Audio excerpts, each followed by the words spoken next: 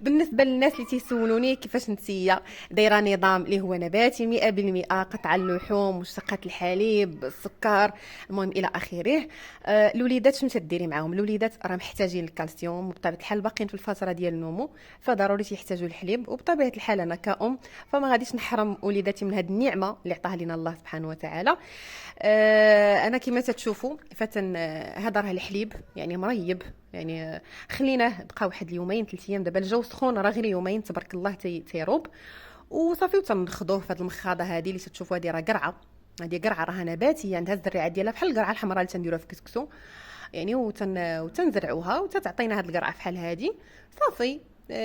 تنديروا لها هذا الحبل بحال هكا وصافي تنخدموا به. هادشي اللي كاين.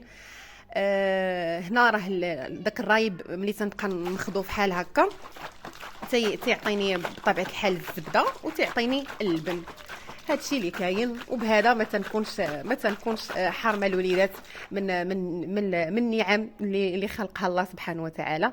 وبالنسبه للانسان يعني اللي كبير وناضج وعنده واحد المشكل صحي اللي تيمنعه انه ياكل يعني مواد حيوانيه او مشتقات الحليب، ف هنا راه غادي يقطعهم بطبيعه الحال. ولكن الانسان ملي تيكون باقي الحمد لله يعني في الفتره النمو ديالو، ولا باقي يعني ما عنده حتى شي مرض، فياكل من هذا الشيء ويتمتع بهذا الشيء، غير هو يعني باعتدال، يعني ماشي بواحد لادوز اللي هي زائده، يعني غير واحد شويه، واحد القدر ما يكثرش.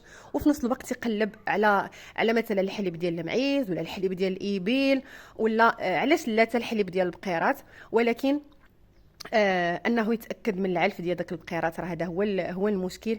ولكن بما اننا امهات، فالامهات راه تيديروا المستحيل باش ياكلوا وليداتهم اكل صحي، وبالتالي راه تقدروا تعرفوا يعني الا كنتوا في المدن راه صراحه صعيب، ولكن الواحد راه تيدير الجهد ديالو، والكمال على الله سبحانه وتعالى. هادشي اللي كاين. تبارك الله عليكم وبصحتكم وراحتكم.